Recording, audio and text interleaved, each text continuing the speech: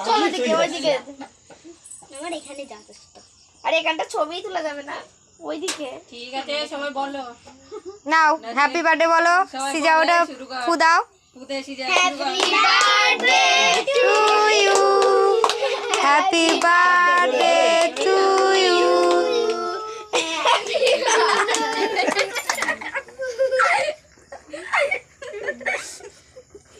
এই কাঠিগুলো না কাটাও জানে চাকুগুলোতে